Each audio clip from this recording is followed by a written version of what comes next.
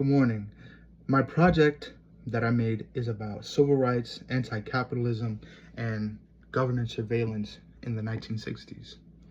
So, to start off, my research question is, to what extent did anti-capitalist beliefs in influence government surveillance of black civil rights activists during the 1960s? To better understand this topic, it is really important to look at the historical context.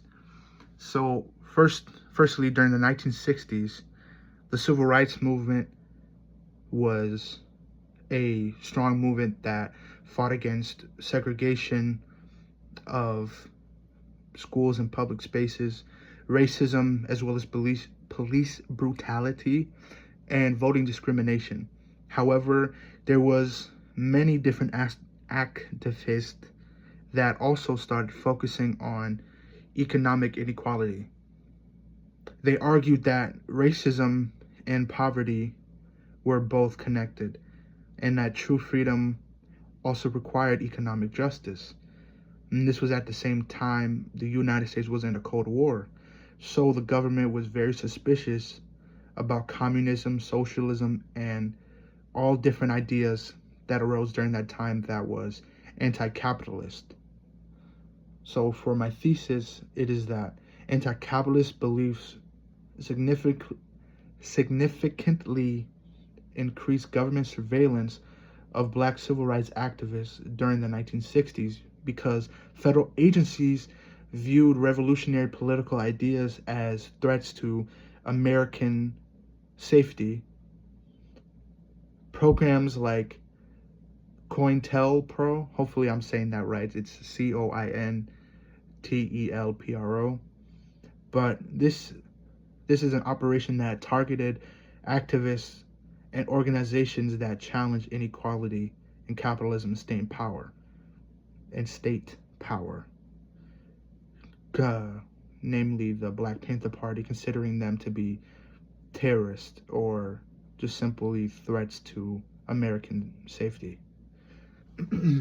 One important source that I used was the Black Panther Party 10-point program, written by Huey P. Newton and Bobby Seale, the founders of the Black Panther Party in 1966.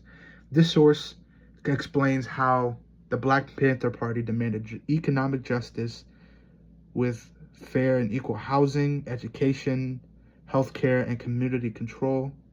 Their ideas completely challenged capitalism as well and showed why the government may have viewed them as politically dangerous.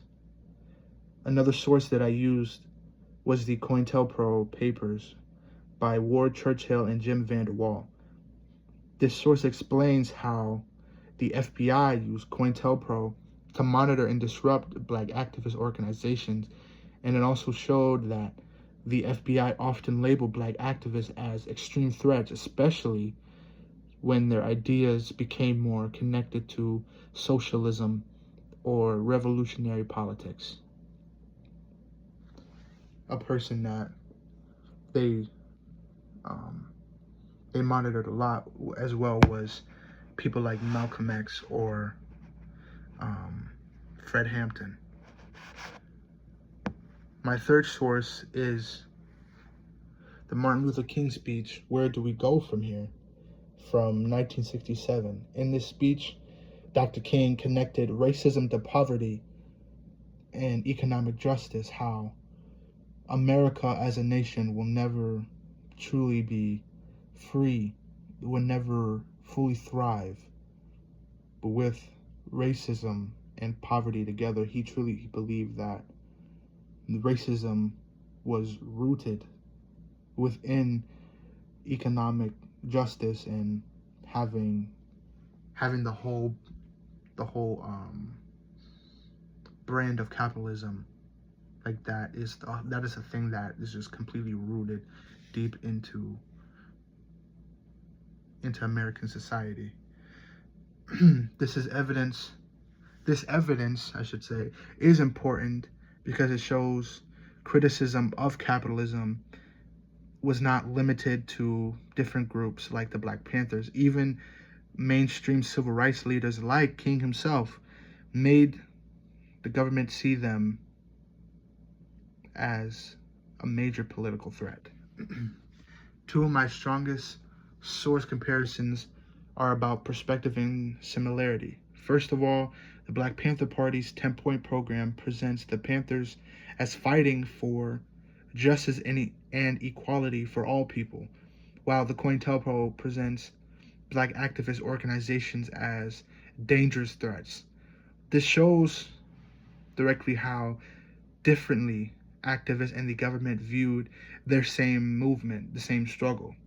Secondly, Martin Luther King and Fred Hampton both connected racial inequality and economic inequality, even though they had different styles.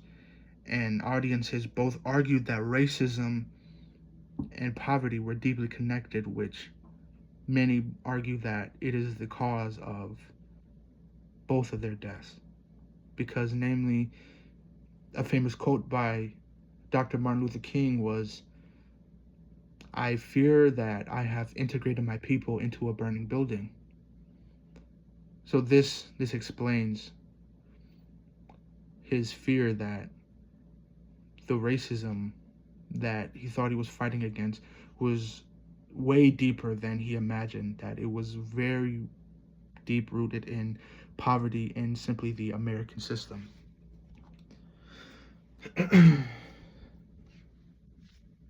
So in conclusion, this topic matters because it shows that the civil rights movement was way more than just simply ending segregation.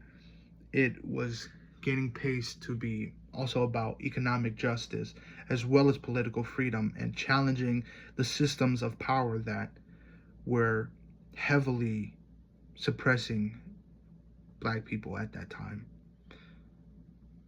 My research shows that anti-capitalist beliefs played a truly major role in why the American government watched and targeted Black activists during the 60s, and it also raises important questions about government surveillance and whether political activism is still monitored to this day. Thank you.